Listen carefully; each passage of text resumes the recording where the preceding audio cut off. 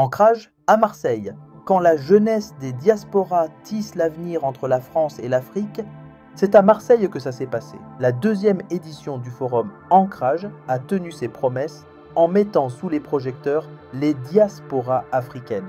Oui, c'est 7 millions de Français connectés à l'Afrique par le cœur, le sang, l'histoire et aujourd'hui par l'action. Objectif: faire de ces passerelles vivantes des acteurs clés du changement. Comment? Avec des programmes qui cartonnent. Meet Africa, par exemple, a déjà permis de lancer plus de 250 projets portés par des entrepreneurs de la diaspora. Pass Africa, c'est du costaud aussi.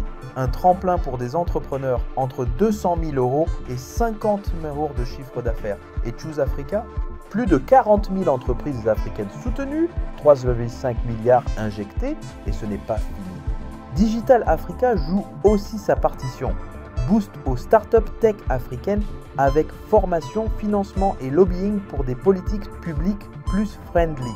Et ce n'est pas juste une histoire de gros sous, c'est aussi une aventure humaine, culturelle, symbolique.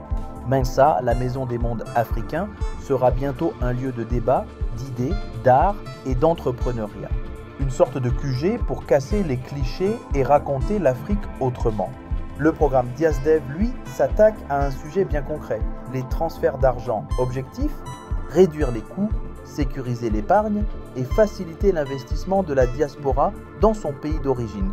Mais revenons à Ancrage. Après Lille en 2024, Marseille devient le nouveau terrain d'expression de cette jeunesse afro-descendante qui veut entreprendre, s'engager et bâtir des ponts solides.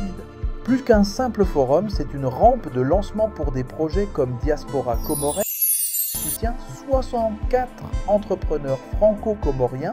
Et ce n'est qu'un début. Une troisième édition est déjà prévue fin 2025 avec les déterminés. Tout ça dans le cadre de la saison Méditerranée 2026 qui mettra à l'honneur les peuples du bassin méditerranéen de Marseille jusqu'à Alger, Beyrouth, Tunis et au-delà. Bref, l'Afrique et la France, ce n'est pas juste de la diplomatie, c'est une histoire de liens vivants, concrets et créatifs. Et ça, c'est franchement rafraîchissant.